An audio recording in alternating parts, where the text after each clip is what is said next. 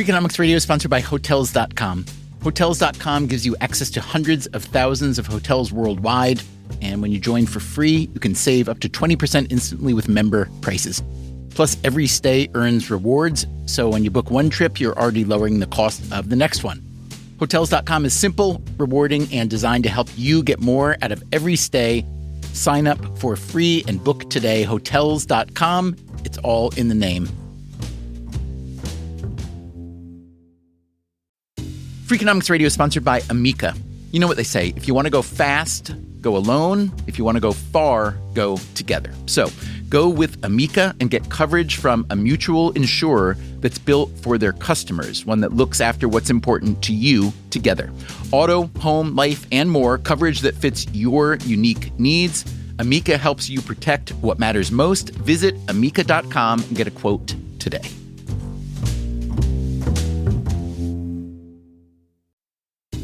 Freakonomics Radio is sponsored by Mint Mobile. Ditch overpriced wireless with Mint Mobile. Cut your wireless bill to $15 a month at mintmobile.com/freak.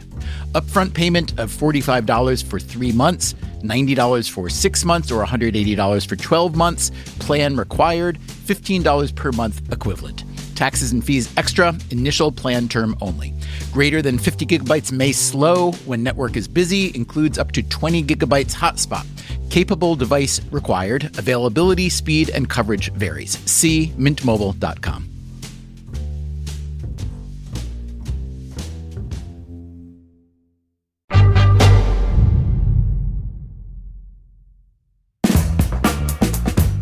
There is an ancient board game that you can learn in 15 minutes and then think about for the rest of your life. I haven't met a human being yet that plays backgammon that the game doesn't get under their skin. That game will get to you. Backgammon has had a few heydays in modern history, especially among gamblers. She paid me in drugs and a Gucci sweater that her friends had boosted from Rodeo Drive. NFL teams have used backgammon theory to win the Super Bowl. They're risk averse. At least they used to be before we came onto the scene. And now backgammon is having a whole new renaissance. People want in-person experiences. They want to get off dating apps. They want to make new friends. Today on Freakonomics Radio, we continue our occasional series on games with a simple question. Can backgammon save us from ourselves? Okay, the dice are yours.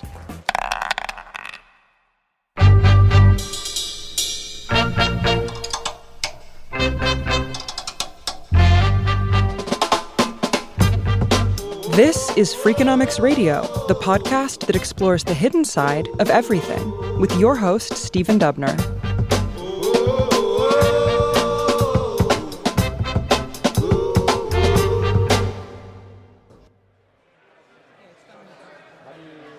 This past January, the U.S. Backgammon Federation held a big tournament, the New York Metropolitan Backgammon Open, at a hotel in Jersey City.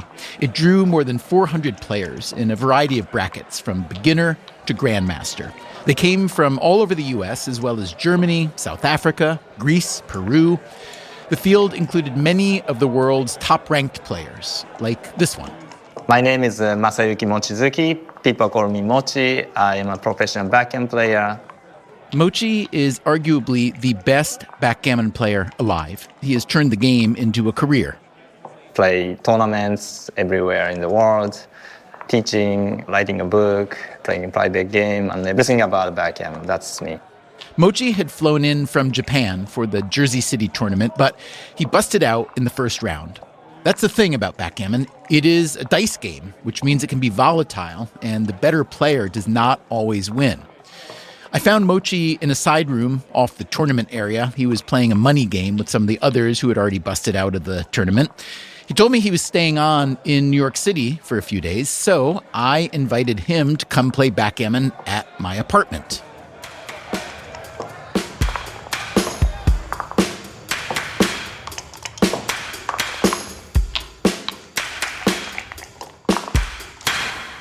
If you want to just play, great. If you want to teach and talk while we play, I'm happy to play for money. I don't expect you to play for free.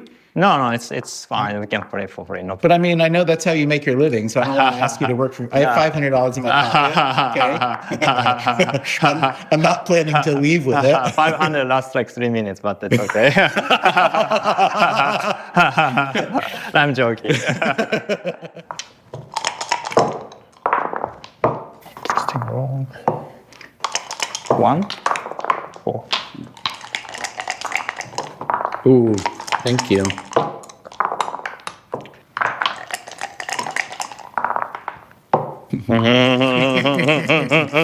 Nice roll. Come on. Things I changed survived. very fast there. Now it's an even game. I Yeah. think. Yeah. If you hit, I'm dead. Yeah. 52. This is very scary. Nah, don't be scared. It's No, okay. I am scared. Okay, this is gonna be a shot anyway, so I'm gonna hit Yeah. deuce. So this is the roll. If I roll a 4, I'm going to win. If I don't roll a 4, I'm probably going to lose. You roll in the middle. Purgatory. That's okay. All right. All right.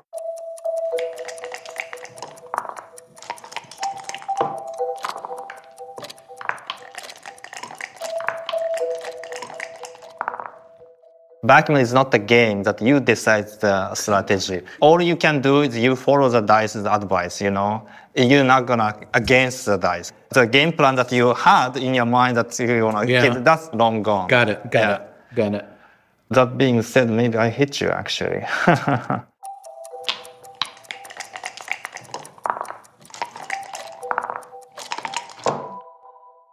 I was thinking about doing this. That would have been terrible. Because if you waited longer, then I have more ammunition to come in, and it will be more dangerous. So it's actually all about timing. Yeah.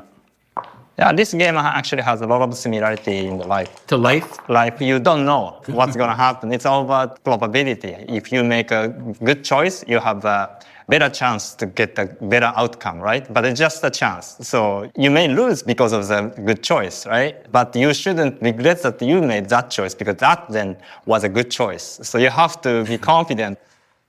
1, 2, 3, 4. 2, 1. Really nice. It's a good match. game. Good That was game. really, that was really good. Yeah, I thought you're gonna win this one. Well, my $500 did last more than 3 minutes, maybe an hour. We played 3 short matches and Mochi won all of them. But I held my own against a world champion, and I certainly couldn't do that on the basketball court or a football field. That is just one of the many interesting things about this game. Another is what Mochi said about how backgammon is a lot like life itself. And I would hear some version of that from just about everyone I spoke with as we were making this episode.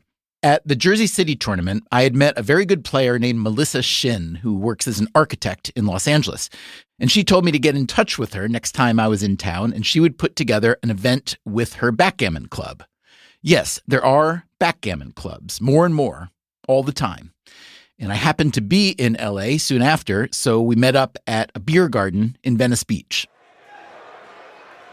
Melissa had set up a game for me. We're gonna do doubles? Sure.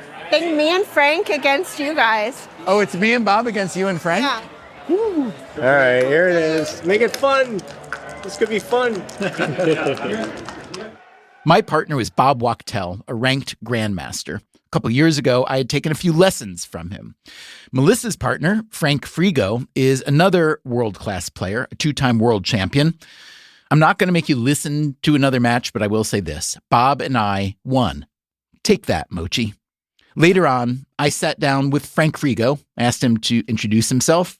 My name is Frank Frigo, and I am somewhat semi-retired. I'm playing a lot of professional backgammon these days. I travel to tournaments, I teach, I lecture. I did have an analytics company for about 13 years, and I still do some consulting in sports betting and sports analytics. Of all the games ever invented and ever played, is backgammon your favorite game? I haven't played all of them for sure, but I would argue it's the greatest game. It has all the elements of complexity The pace is wonderful. It's designed as a gambling game. It's a fantastic mind sport. The game is played at amazing locations around the world. It's got a beautiful aesthetic. If you come to one of our tournaments, you will see the most beautiful custom-made backgammon boards, and there's something about the sound, the touch, the feel that adds to the whole experience. I think it's the greatest game out there. If you were to call backgammon an industry, I'm not sure whether you would use that word, or a sector. How do you think about the size of it? I've heard something like 300 million people play globally. In some countries where it has a long, deep history, you see backgammon or tavla or sheshbesh, however they want to call it in a particular culture, is played everywhere. So what I see, even in the United States, is that there's multiple tiers. There's the social component of it. Then there's the casual tournament player. Then you have the more serious tournament player. There's a big spectrum.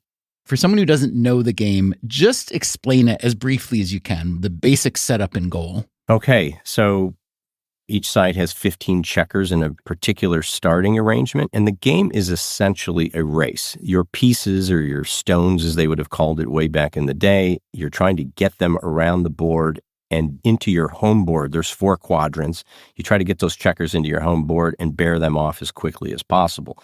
But along the way, there's a lot of contact, and those checkers interact. If you land on a spot where your opponent only has a single checker, we call that a blot. That blot has to go back to the beginning. So while it's a race, it's not that simple. Sometimes you're trying to slow yourself down. Sometimes you're trying to speed yourself up.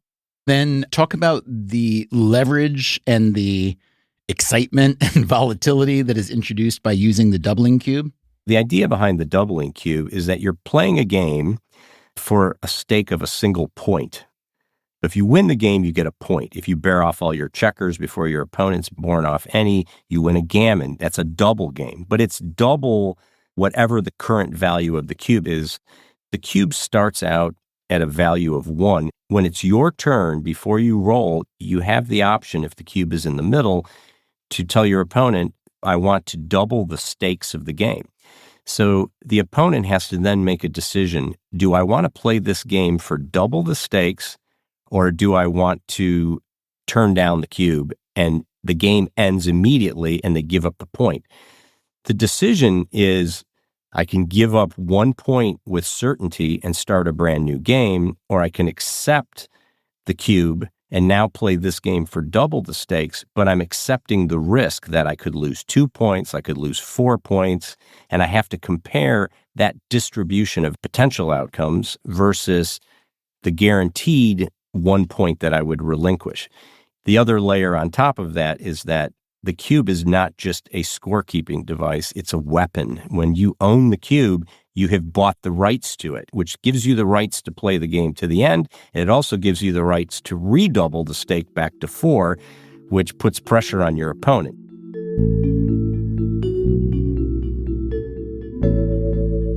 If you do not know how to handle the cube, you're never going to win a tournament. That is Mark Olsen, another of the world's top-ranked players. He's Danish and used to play professional soccer. So, yes, he's pretty competitive.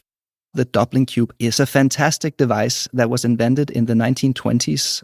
Backgammon has existed for thousands of years, but the doubling cube has only been around for around 100 years. It must have been so boring before then. Well, they still play backgammon without the cube in many parts of the world. But I agree, the doubling cube is the most fun part about backgammon. With checker play moves, you can compare your move to other moves, which inherently make it easier because you got something to compare it to. Whereas with a doubling cube, you got nothing to compare it to. That's the thing about the doubling cube. It occupies its own special dimension in the game. The 2 dice that you roll on every turn that dictate where you can move your checkers, they are inherently random. So you have to plan for and adapt to that randomness. The doubling cube is the only part of the game that can be unilaterally controlled. And who invented the cube? As Frank Frigo told us, that fact is still in dispute within the backgammon community. He mentioned a 1930 New Yorker article that identified one possible inventor. We have heard much debate on whether backgammon is basically a game of skill. They say the innovation of doubling was important. This, according to one story, was thought of by the Grand Duke Dmitri, who lives in Paris, where backgammon is called trick-a-track, and who has been playing it for years. Dmitry Pavlovich Romanov was a cousin of Tsar Nicholas II and one of the few Romanov dukes to survive the Russian Revolution. He is thought to have been involved in the plot to murder Grigory Rasputin. So, yes, the history of backgammon is littered with interesting characters. As for the question of luck versus skill, here's Frank Frigo. It's a really difficult question because you've got to put some real context around it. Every decision, with the exception of forced moves in backgammon, is a skillful decision. The issue is how much it actually affects the outcome. You're going to get randomness thrown into the equation, which is what makes the game great. I'm going to oversimplify poker for a second, but imagine you're at the World Series main event and take whoever you think is the most skillful poker player on the planet. Let's just say it's Phil Ivey. At the World Series main event in a showdown, I could take someone, a 5-year-old kid that has never played poker in their life, and I could give them a very simple set of rules where I could guarantee they could take down the top player probably a third of the time. I could prove that mathematically. I could just get them to push the whole time, and eventually the opponent will have to call.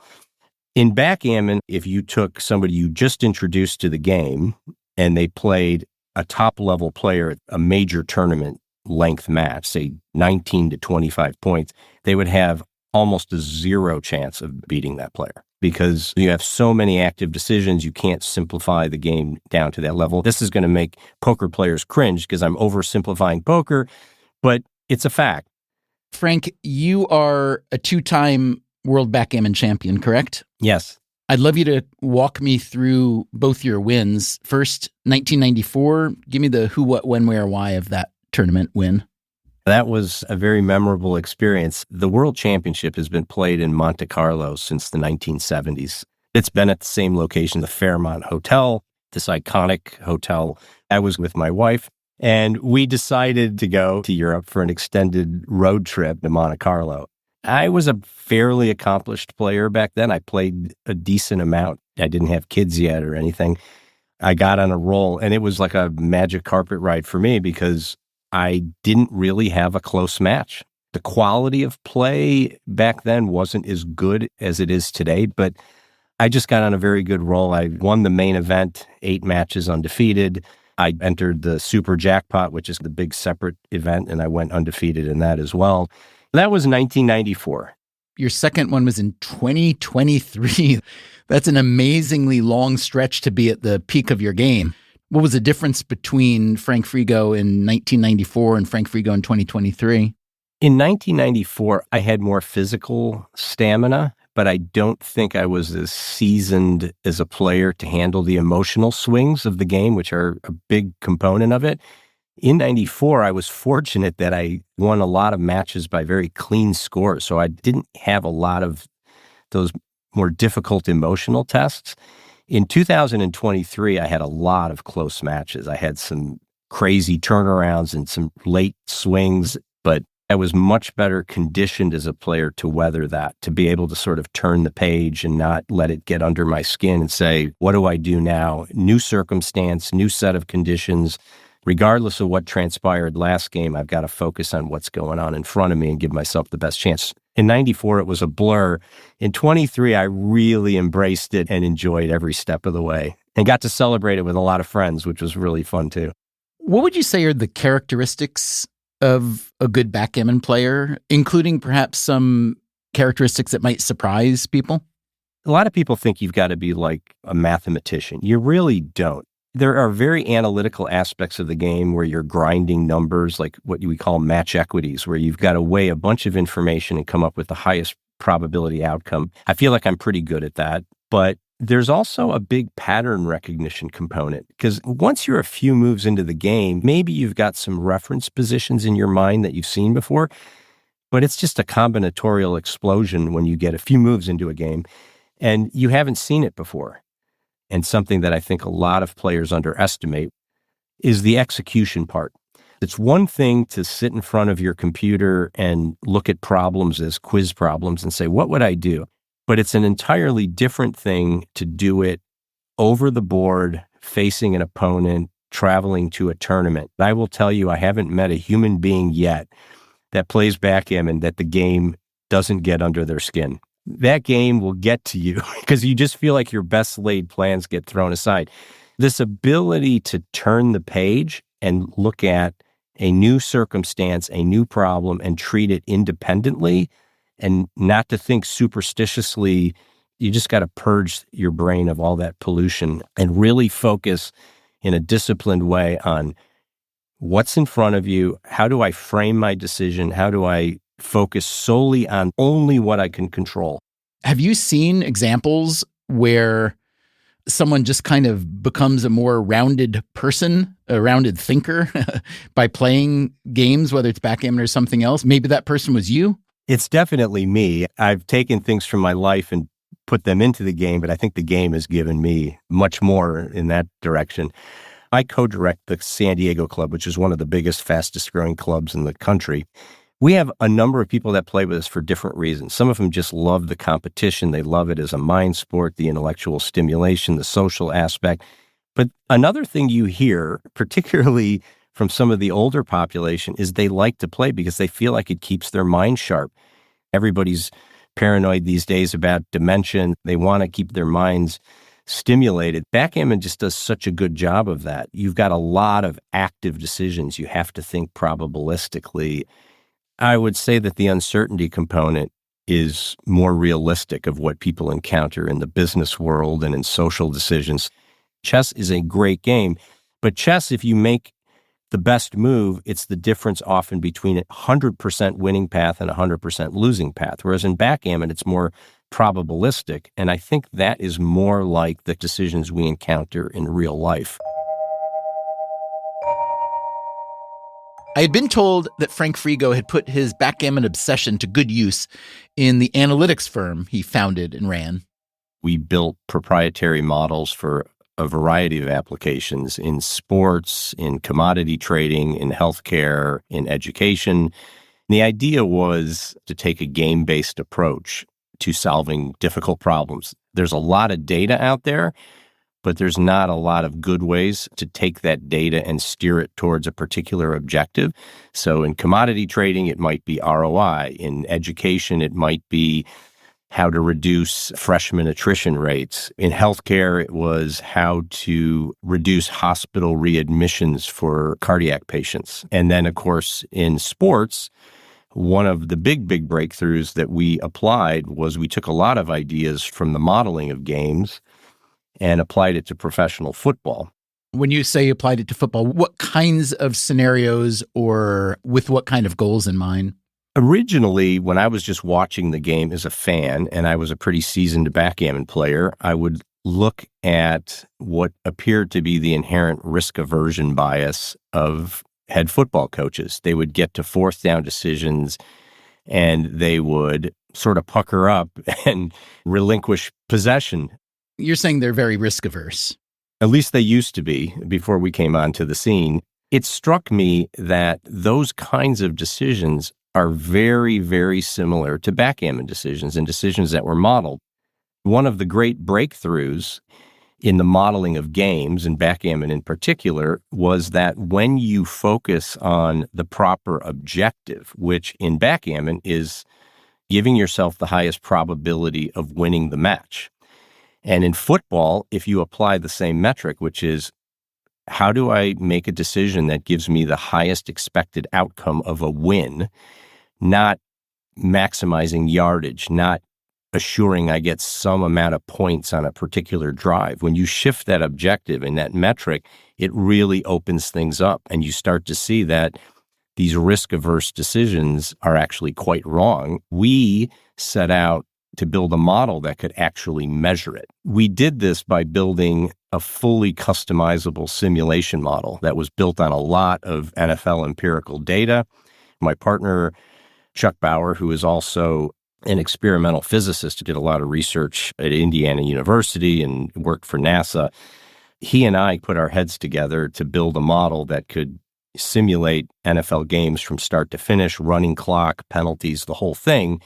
We had a hypothesis that coaches were giving up quite a bit It turned out after we started studying it more deeply that they were worse at it than we even thought they were. They were giving up even more.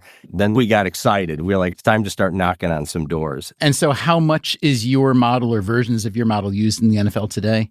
I would say it influenced probably just about every team, some more directly, some indirectly. We licensed to about 12 NFL teams. Most famously, we worked with the Philadelphia Eagles during their Super Bowl run.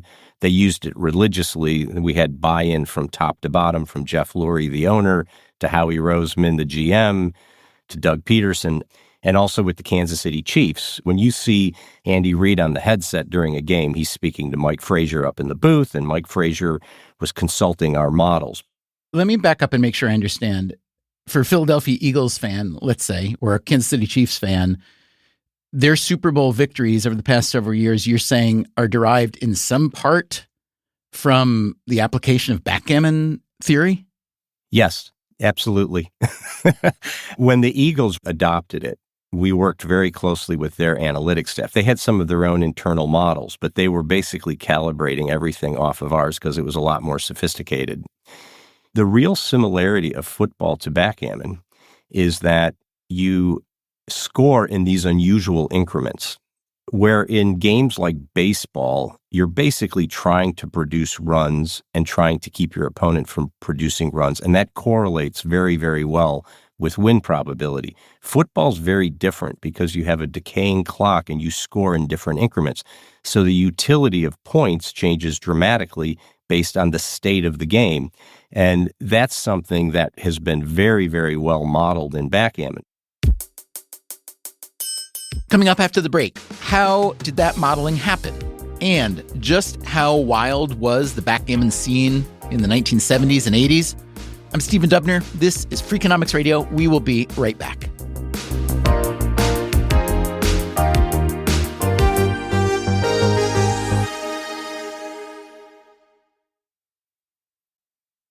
Freakonomics Radio is sponsored by Mint Mobile. Mint Mobile plans are only $15 per month. Wondering what's the catch? There isn't one. There are no gimmicks and no gotchas. Just unlimited talk, text, and data, and fast, reliable coverage on the nation's largest 5G network. That makes Mint Mobile a catch. You can bring your current phone and your number, choose from 3, 6, or 12-month plans, and say goodbye to a monthly bill. Ditch overpriced wireless with Mint Mobile. It's so easy. Sign up online and get 3 months of premium wireless service for $15 a month. To get your new wireless plan for just $15 a month, go to mintmobile.com/freak. That's mintmobile.com/freak. Cut your wireless bill to $15 a month at mintmobile.com/freak. That's it. There's no catch. $45 upfront payment required, equivalent to $15 a month. New customers on first 3-month plan only. Speeds slower above 40 gigabytes on unlimited plan. Additional taxes, fees, and restrictions apply. See Mint Mobile for details. Freakonomics Radio is sponsored by LinkedIn Ads. Ever invested in something that didn't live up to the hype? Marketers know that feeling. They optimize for the numbers that look great, like impressions, but then they don't see revenue. LinkedIn has a word for that: bull spend. Instead, you can get the highest ROAS of major ad networks with LinkedIn. Cut the bull spend, advertise on LinkedIn. Spend $250 and get a $250 credit. Go to linkedin.com/Freakonomics. Terms apply.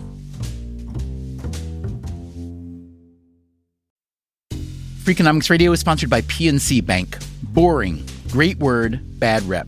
Yet time and time again here at Freakonomics, we find that when something culture-changing happens, boring things like calculations and careful planning are usually behind it.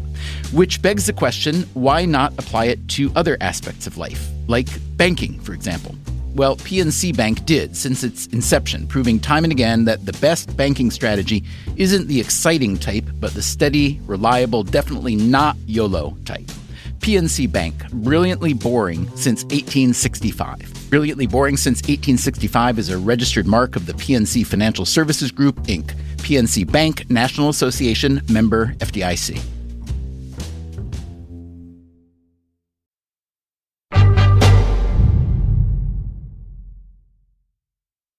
Backgammon is the best one of all the games. You could also say it's a game of economics, but then economics is also kind of life. That, again, is Mark Olson. In addition to being a top-ranked player, he co-founded and runs Backgammon Galaxy, an online platform for playing and studying the game. Backgammon Galaxy was an idea that came up between me, Sandra Liloff, and Mochi back in 2018.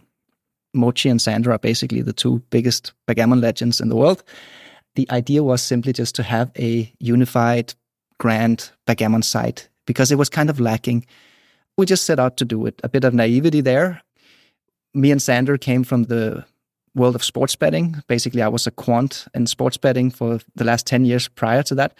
In 2019 or so, I went full-time on Backgammon Galaxy trying to get this project up and running. We thought that we were going to be a money gaming site because that was kind of like the world we came from, but it wasn't really a good business plan. It's a very regulated market. We had trouble really getting off the ground. In the meantime, we had a YouTube channel. It became the biggest backgammon YouTube channel quite fast. We realized that the opportunities in mobile gaming and social gaming were actually gigantic. The market is really, really big. So we pivoted and we started creating a product and we raised some money and we had the first real version, I would say, of Backgammon Galaxy launched in 2022. How many players are on the site and how do you make money? We have about 220,000 users. We have a subscription, and then we have some social coins. You can't withdraw them or anything for real value. It's just purely in the game. But you have users purchasing these coins as well. How much money do you actually make, if you can tell me? I don't think I'm in a position to reveal that. We are still in a competitive space. But it's a business that is at least aimed toward profitability, or no? Yes, it is. I mean, we've raised money a couple of times and we keep expanding. Our team is now 25 people. Half of them or so are developers and the rest are dealing with customer support, YouTube, social media, all kinds of stuff. Live tournaments. We own the World Championship. So once a year in Monte Carlo, we host the World Championship.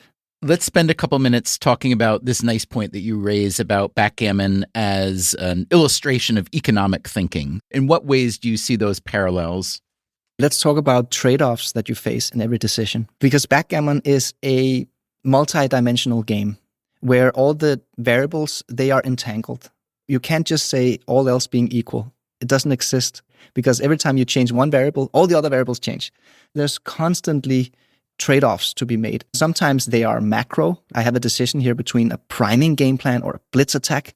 Sometimes it's micro. Do I promote that back checker 1 pip over there, which slightly improves my racing chances? Or do I want to split it with the front?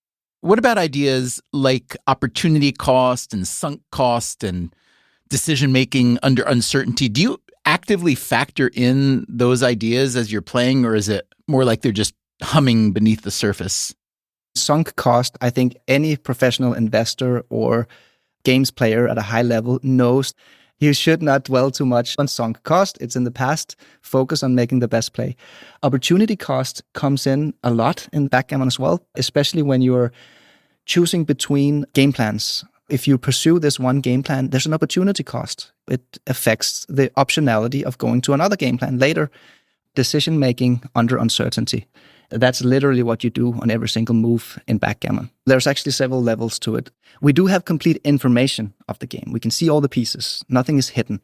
But we don't know the upcoming dice rolls. The future is uncertain, just like the universe.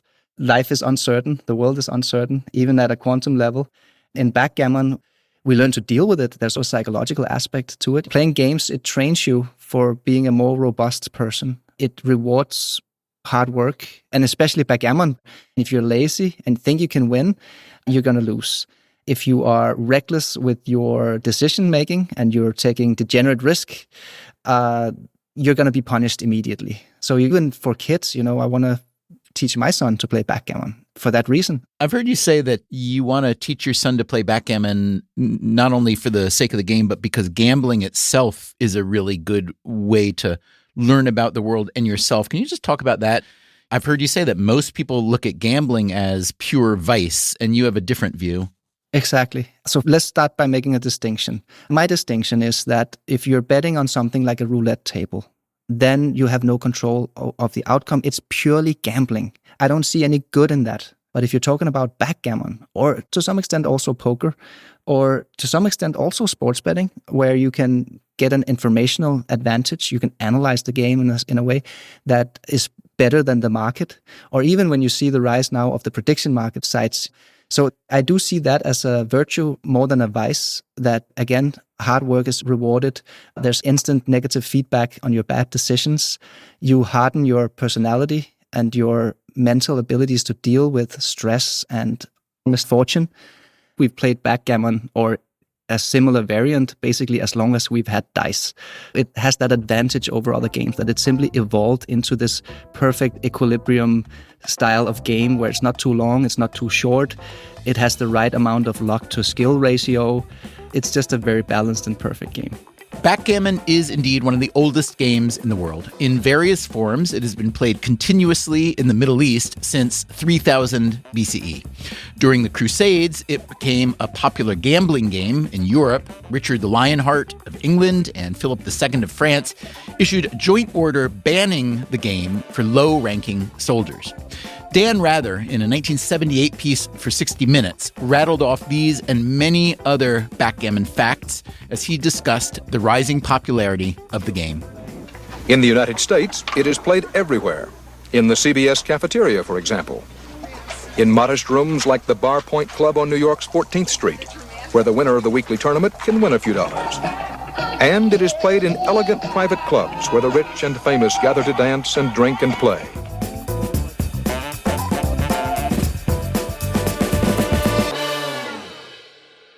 It was basically Hugh Hefner who was responsible for backgammon becoming a fad in the 1970s because he proposed this kind of hedonistic, sophisticated, glamorous lifestyle that involved lots of consumption of alcohol, some drugs, lots of sex, and anything that looked privileged and sophisticated. That is Bob Wachtel, my partner at the Los Angeles meetup. Wachtel got a PhD in philosophy, but as a profession, he chose gambling. He was a world-class backgammon player and a backgammon writer, chronicling the scene, and it was quite a scene to chronicle. I first learned to play in Toronto in 1977. I went to discos, and there were backgammon sets in discos, backgammon tables. I played a guy there, and the guy wrote me a check on a napkin. I said, "What's this?" He said, "Don't you know anything?" He said, "A check is just a piece of paper that the bank issues, but I'm writing my account number right on this napkin. So this is just as good as a check." If you went to tournaments, you'd find the most zany collection of characters. There were lots of people who pretended to be royalty. There were snobs of different kinds and posers and drifters and people who were cheaters, and lots of people were phonies, but none of them were very good at backgammon, and most of them believed that they were much, much better than they were, so they'd be willing to play anyone. In the early 70s, backgammon was a place of magical thinking, and people believed that it was a game of luck. They didn't do any work, most of them, but there was some work you could do, and there was some calculation. There were ways of learning the game which most of the populace didn't participate in at all. Did you do a lot of that kind of work yourself? I didn't do as much as some other people. If you really cared to learn specific elements of the game, you would set up a position and play it many times. People weren't shy about expressing their opinions in those days. You would make a move and one of your compatriots would say, "That's ridiculous. How could anybody do that?" And immediately you could challenge them to propositions. And those were situations you'd set up where each person would get their turn to make their move, and the game would be played out to the end. And then you'd turn the board around and allow the other person to make their move, and the game would be played out till the end. You'd log a whole bunch of data. Not all of it was that valuable, because if you didn't play these games well in subsequent moves, it didn't prove very much. But there were some very simple situations, especially in bear-offs at the last couple of moves of the game, where the game could be played out in 10 seconds. And you could log hundreds of games, and sometimes if you had an advantage, you could log hundreds and hundreds of dollars. And some people, we should say, wrote not one but two books just about the bear-off situation. Yes, that would be you? Yes, but only a tiny segment of the bear-off. The first volume, I decided to name it In the Game Until the End, because back in the day at the Mayfair Club in New York, the marks or pigeons, when they got in these positions, would say, "At least I'm in the game until the end." There was a lot of mockery of the pigeons.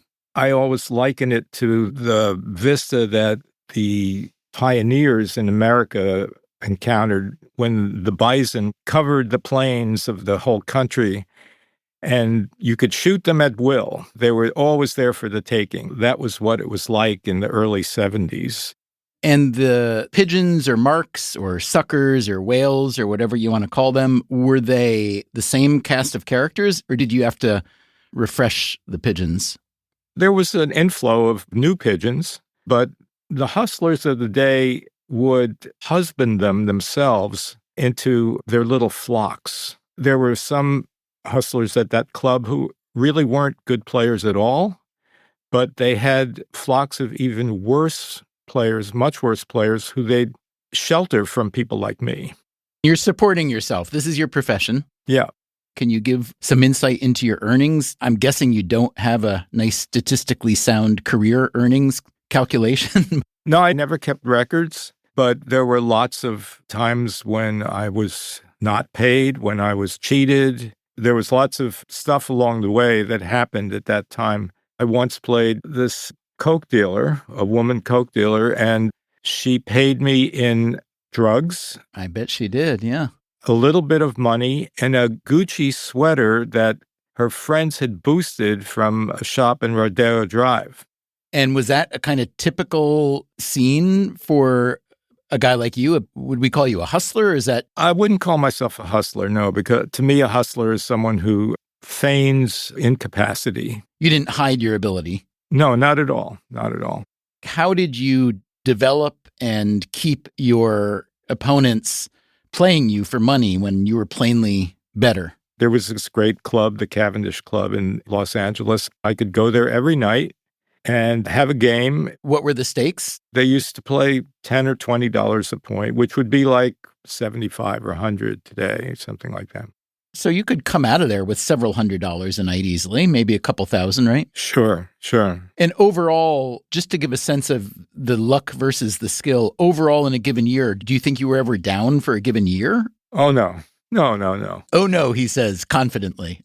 So, Mark, who would be the ideal Mark? Like, would I be really good because I'm like decent, but maybe good enough to think that I'm better than I am, and I'll just keep coming back and giving you my money like an ATM? The ideal customer is someone who's very wealthy and enjoys locking horns with someone who's also good enough to give them a great challenge. So how good were you at the time? By today's standards, I was terrible, but I was one of the better players around. Things got much more difficult. The neural networks had a great effect on backgammon society. That's an interesting conundrum. I'd love you to explain when the neural networks came along and you could actually identify what were good moves and what were bad moves, and you could acquire what's called an error rate or performance rating. What was that like for you? For me personally, it was a joy because I had a stack of note cards a foot high of positions I'd never been able to figure out, even rolling out. I tried and tried and tried. And all of a sudden, I could get the answers. It was bliss, but it was very annoying in the sense that the bad players could see how bad they were. And it more or less killed the money action in backgammon. The worst players all of a sudden realized how bad they were. There was a lawyer I played who lived in Marin County, had plenty of money. I played him for 5 years or so. I must have won almost every time we played. And at the end of those 5 years, and this is before the neural networks came along.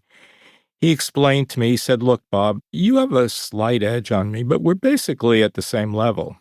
People could just live in that kind of delusion for years and years. But when the neural networks came along, not only did the worst players realize they were bad, but if they weren't willing to work and learn themselves, they'd fade away.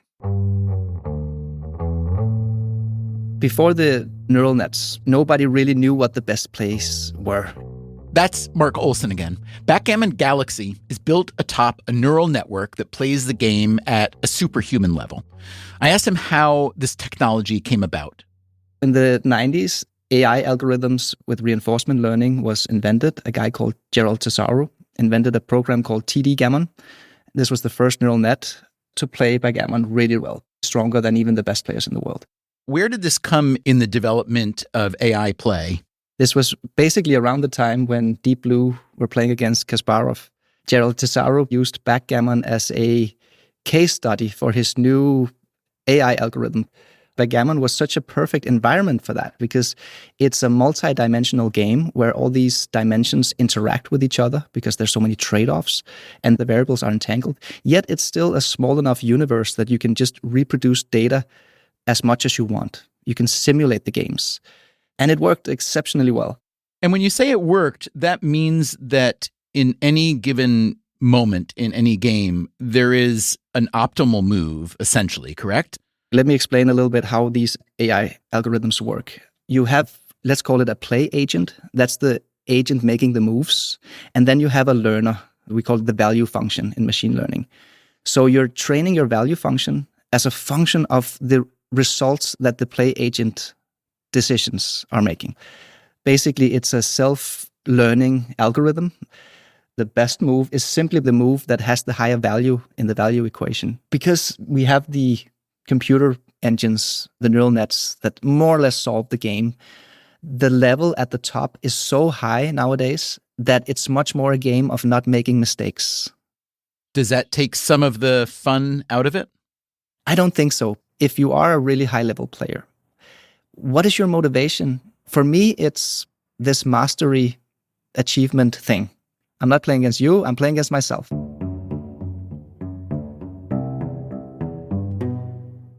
Here's how Bob Wachtel described it in his book, The Backgammon Chronicles, a prose adventure on tour, Volume 1. Backgammon has evolved from a model like that of soccer, basketball, or tennis, he wrote, where it is the fantastic, inspired shot that will be the object of awe for years to come, to a sport like gymnastics, or ice skating, or diving, where the entire goal is to perform a flawless routine, a perfect 10, i.e. a 0 error rating.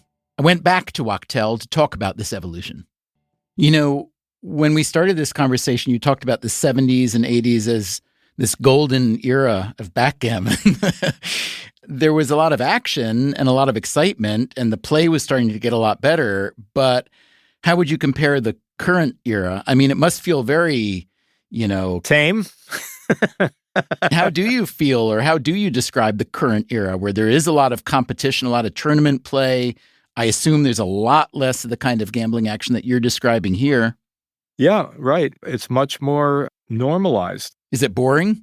Well, I mean, it's not nearly as exciting. I would say that. I think it is undergoing a minor renaissance. I don't think it could ever reach the manic levels of the 70s because the whole Playboy lifestyle was what got people engaged in. And they were all sort of buying into this vision of the good life, which people are a lot more cynical now and aware of the pratfalls and pitfalls they can encounter.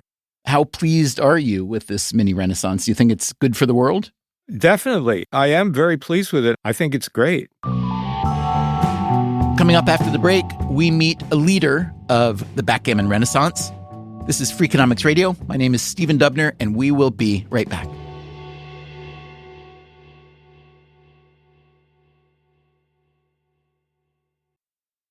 Freakonomics Radio is sponsored by Figure. Did you know that 40% of homeowners own their home outright?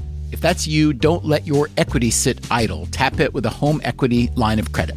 Figure, the #1 non-bank HELOC lender in the U.S., helps tap equity you've built in your home so you can do things like tackle a renovation or pay down debt.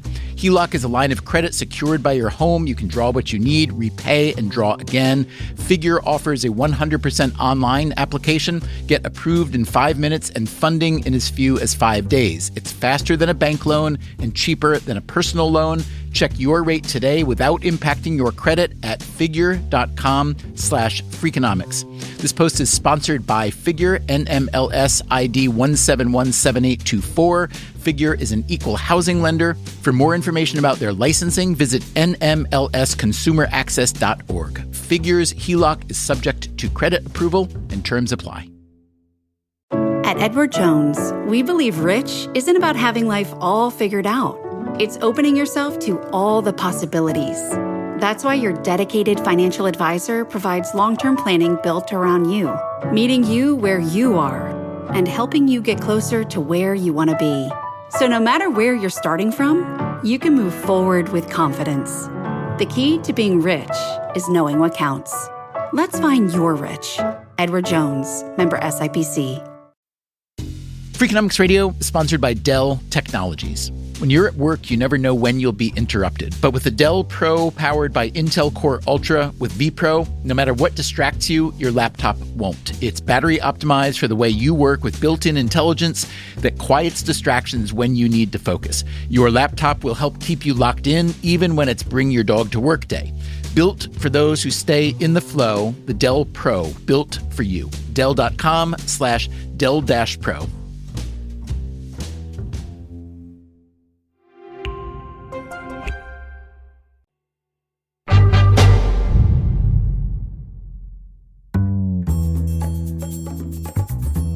The backgammon program XG, or Extreme Gammon, was released in 2009, and it became the go-to software for serious players. Last year, it was bought by Travis Kalanick, a founder and former CEO of Uber. He is also a backgammon obsessive. Kalanick is expected to invest significantly in the site with modern AI and machine learning. It definitely feels like we are in the middle of a backgammon renaissance. We are seeing two different things. That's Mark Olson again. One is the rise of online backgammon with Backgammon Galaxy and other backgammon apps on the phone. And the other thing is the rise of the social clubs all across the United States right now, hosting these incredible social events where people come just to play backgammon. I think it's amazing. It's something we haven't seen before. I don't know how big it can be, but it's very exciting, especially New York City Backgammon Club. Remington Davenport is doing a great job. Hi, it's Remy. Remy, hi. Hi. How are you? I'm doing so well, thank you. How are you doing? I'm dying to know why you're doing so well. I'm very happy about it, but I just had like an amazing weekend. I treated myself to a present. It was a backgammon purse, and I've been eyeing it for so long. You can like open it and it's a full board and it comes with the pieces. And oh, and I got my backgammon table delivered that I designed. So this was just like a very big backgammon girl weekend. So how did you first get into the game? My parents taught me how to play.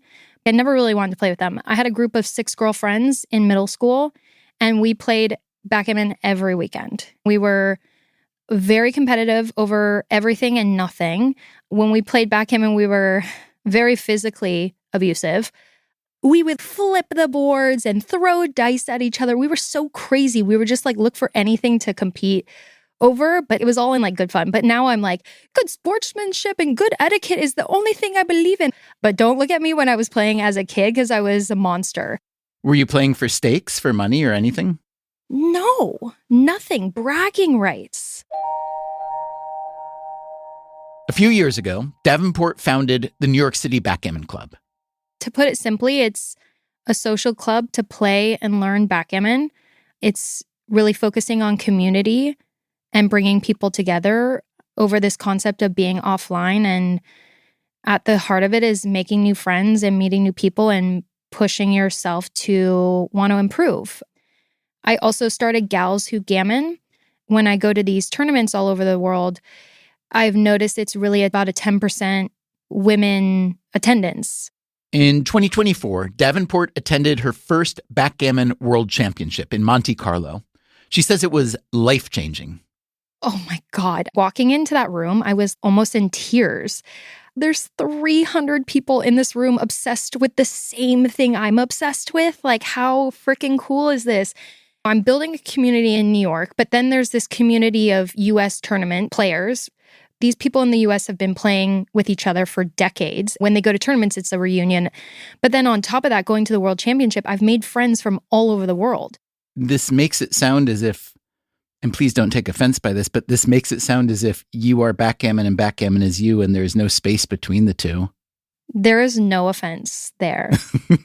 Backgammon is my life, and that's it. There's nothing else going on, you know? What do you see yourself as with backgammon in, I don't know, pick your interval, 2 years, 5 years, 50 years?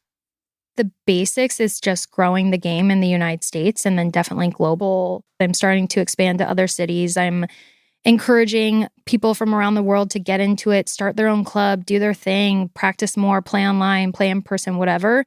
Backgammon in this country seems to have a craze every half century, right? In the 1920s, it was big. In the 1970s, and maybe the craze is really going to be that big again now. No, we're in it.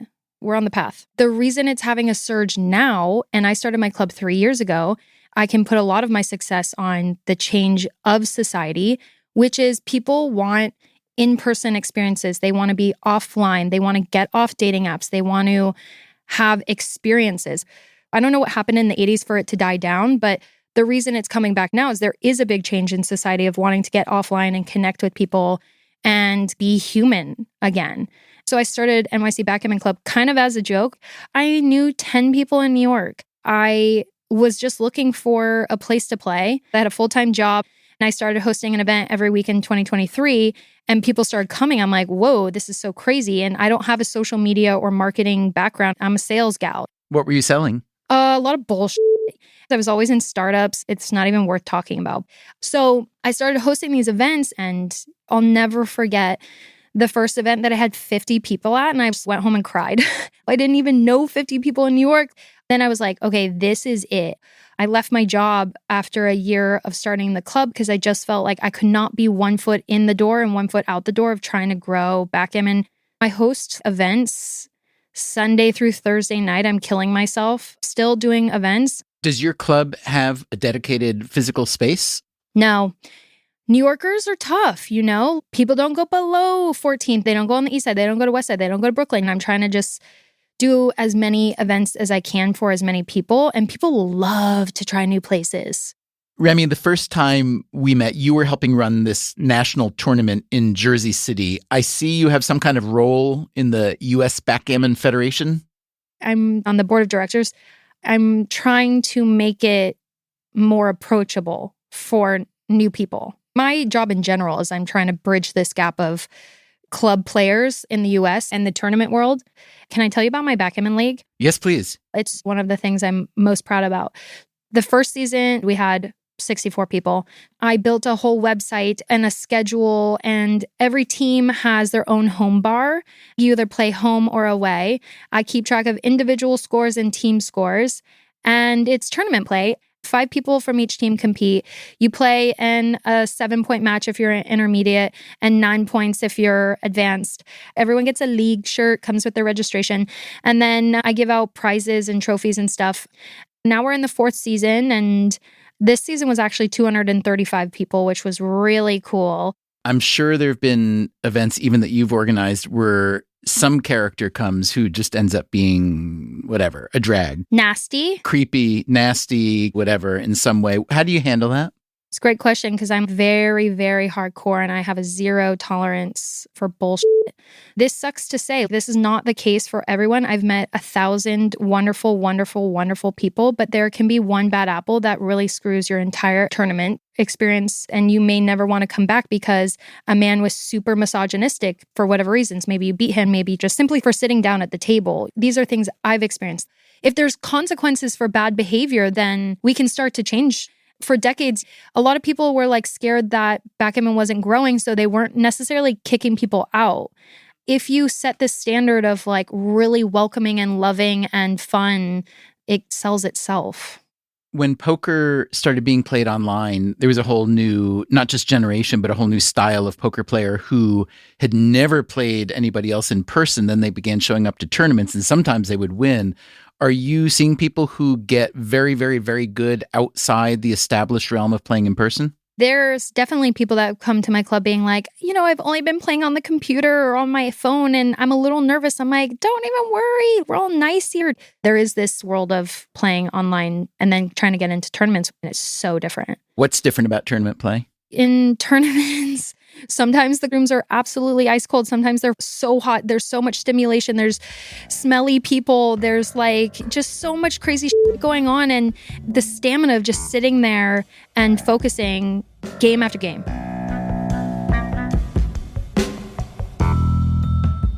I recently stopped in at a small tournament that Davenport was hosting on a Monday evening at a hotel in Lower Manhattan.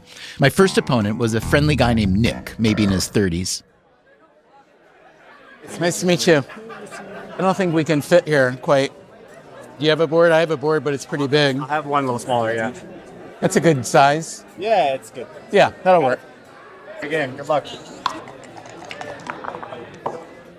I have to say, I was feeling pretty good about my game. I had had that solid showing against Mochi. In my pairs match in L.A., Bob Wachtel and I had beat Frank Frigo and Melissa Shin. I'd even taken a game from Mark Olson when we played on Backgammon Galaxy. But Nick beat me, so that knocked me out of the main bracket. I dropped into the consolation bracket, and I promptly busted out of that one as well. But I don't regret a minute of it. Nick and I even made a plan to play squash sometime. It's nice to make a new friend. Thanks, Backgammon. Here's Remy Davenport again. Poker and chess are so much bigger than backgammon. I want to get backgammon as mainstream. Backgammon's just way more social game. You play with one hand and there's a drink in your other hand. That's the game. And what does mainstream backgammon look like? I'm going to have a tournament at MSG. I've been talking about this forever. I've been putting it on my dream journal or a manifestation board, whatever it is. I don't know how long that will take, but we're going to do it. You may think that Madison Square Garden hosting a backgammon tournament is absolutely impossible. Until a few weeks ago, the idea of the Garden hosting the New York Knicks in the NBA Finals also seemed impossible. I thought back to something Bob Wachtel had said when I asked him, what's so great about backgammon? It's very entertaining. It's entertaining because the things you imagine are impossible happen, and things that you would swear are unlikely can happen just as often as that. I also thought back to something Frank Frigo said when I'd asked him the same question. I think of backgammon as a masochistic mindfulness. When I'm playing, I'm not thinking about anything else. Hours could go by. I forget to eat. I forget every other thing going on in my life. I'm going through all of these, ups and downs and twists and turns. You're getting these little dopamine rushes. You roll a good number, something goes well, it goes poorly. You feel alive. I'm actually experiencing something.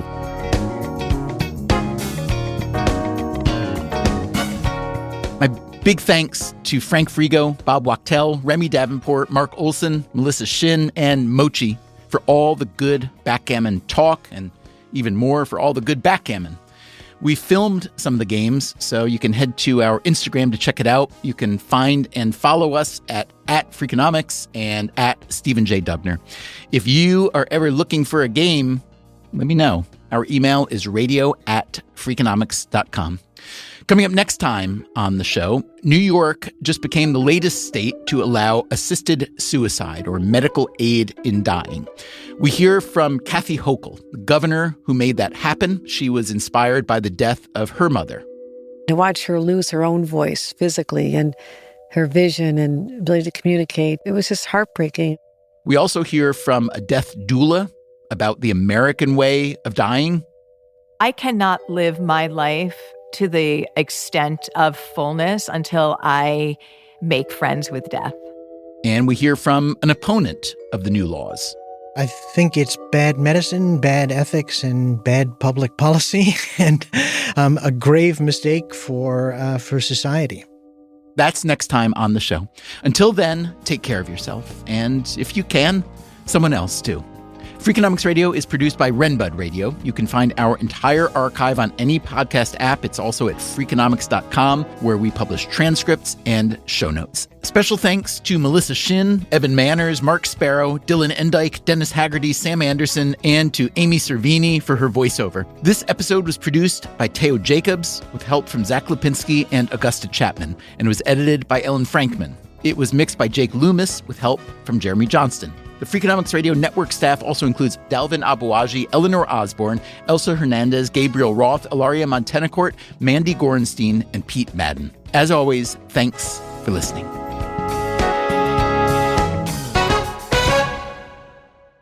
I hate making ugly moves. It's your Danish sense of style that won't allow you. Exactly. I have a physical reaction to this play right now.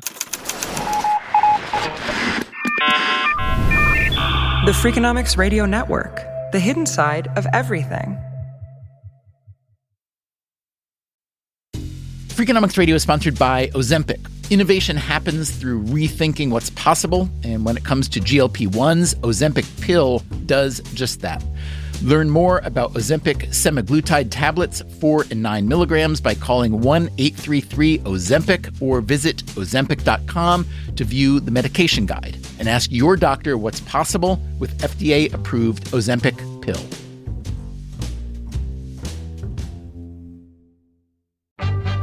Hey there, I'm Stephen Dubner, host of Freakonomics Radio. If you love the podcasts in the Freakonomics Radio Network, I want to tell you about a way you can get even more from us. To hear our shows without ads and get exclusive access to Freakonomics Radio bonus episodes, please subscribe to SiriusXM Podcasts Plus on Apple Podcasts or sign up at SiriusXM.com/podcasts plus. Start a free trial today.